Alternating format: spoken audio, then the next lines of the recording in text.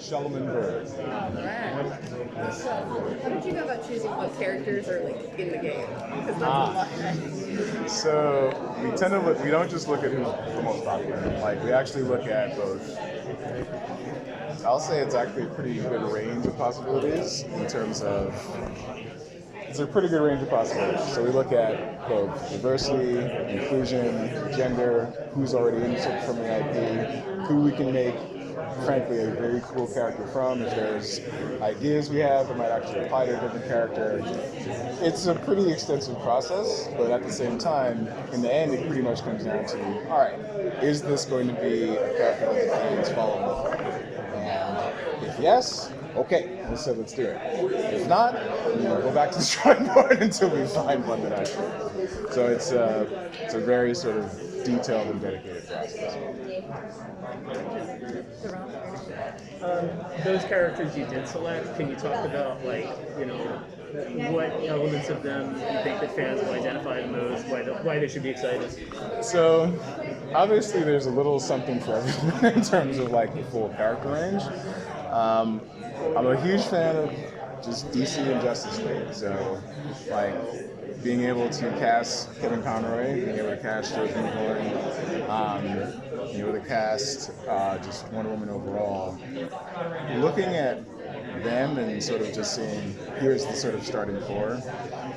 They weren't the first character developers. It's more like saying, if this is the first folks you actually can start with, what is that sort of rating out from for each IP?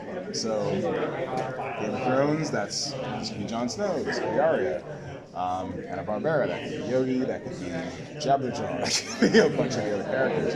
Really being able to kind of go through and figure out what fantasy will be served by this character and what fantasy is going to basically entice that fan and that player the most. That's typically where we actually dive in and say, all right, we think this is better feel, we think this is better feel, and kind of go from there. Yeah, we believe in representation, we believe in diversity, we believe in inclusion. All of our IP run the gamut of that through our history, so being able to sort of bring that and express that very, very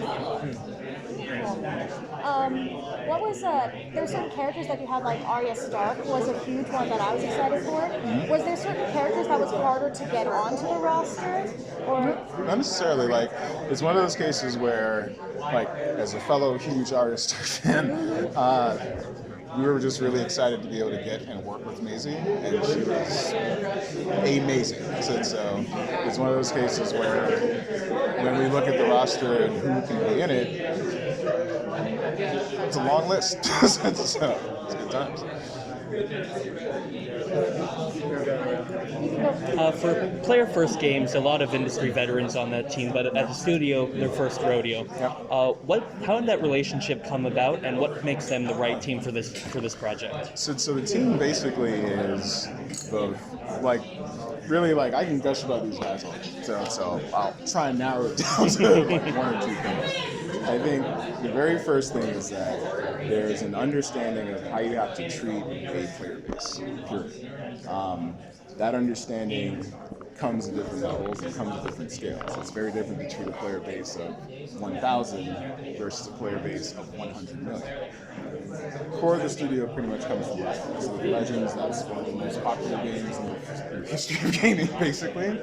Understanding sort of that pedigree and understanding what they really bring to the table. It's a player-first mentality, literally player-first mentality, as well as just insane amounts of creative output and creative sort of solutions to different problems we have, not just design.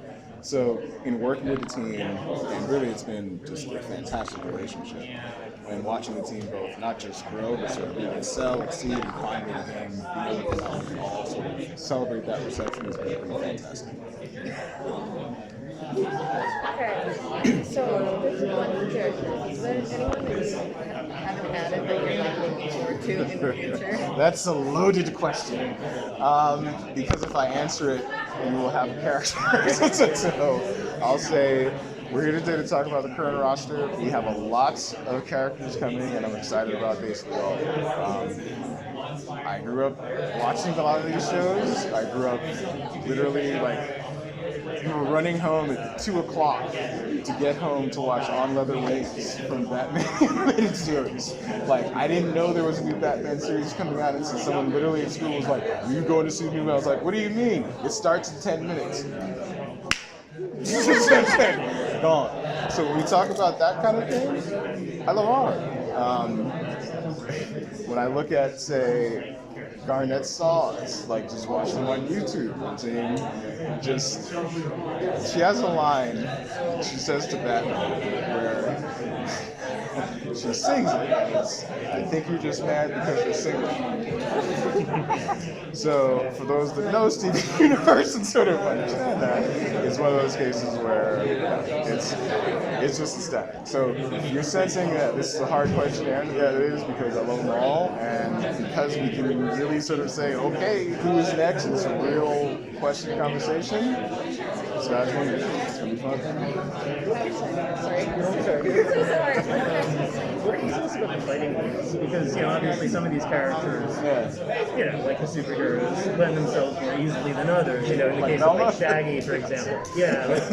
So what can you talk about the challenge of that? Maybe some of your favorite moves.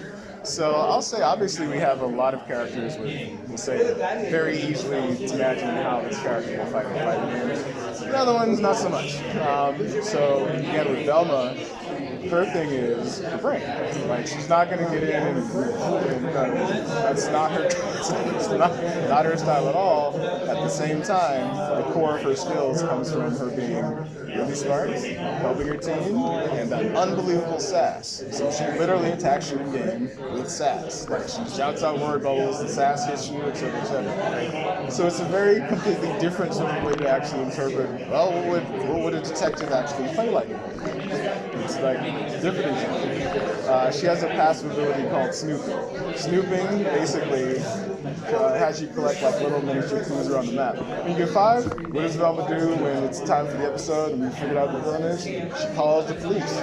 So she calls the police on you in game. It reveals you as Old Man Jenkins. The cop car comes to get you and captures you for a little while and attempt to drive your ass off the stage if you don't try and get out of it. That basically is like, wait, this is a Scooby-Doo episode. Exactly. So understanding, like, again, like, this goes back to the creativity we're talking about. Understanding that's how we sort of interpreted what would be being a detective is like. That's a lot of that, yeah. Sometimes the estimates don't work, but most of the time we've been able to at least push them to a state where they do, or we've been able to find something else that does it. So it's a lot of work, it's a lot of process, but we've been pretty good so far. What was when you were coming up with the roster? Were there pairs of characters that were together that you were like looking forward to, like didn't expect to love their interactions more? Oh, or, so there were some surprising interactions. Maisie actually mentioned one because when she came in, she was like, she didn't necessarily know what kind of game it was at first. And she actually told her, and she was like, "I have to insult Bugs Bunny." I was like, "Yeah, you're Arya Stark. This is Bugs Bunny. You must murder him." So just sort of seeing a lot of that interaction, and obviously our players have picked up on a lot of it.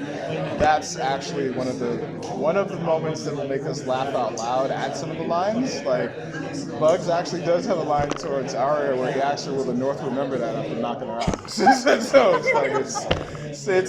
it gets interesting, and some of those cuts get pretty deep. So it's good times. What role do you see original characters playing on this roster in and amongst all these iconic IPs? So Rain Dog is a unique element, and he's a unique character obviously because he's built before the actual title. And it's one of those cases where him in particular, he is 100% based around co-op. So as a way for basically new folks to actually get into the title and things like that, that's also a very good character to just play as because it gets you used to basically protecting your teammate, always being aware of your teammate, working with your teammates, so on and so forth. So if there's ever a need like that that has to be addressed in the future, to take a look at it. For now, I think we're going to be focused much more on lots of folks. Good? Thank you so much. Thank you, everybody. Thank you. Indeedy. Yep, indeedy.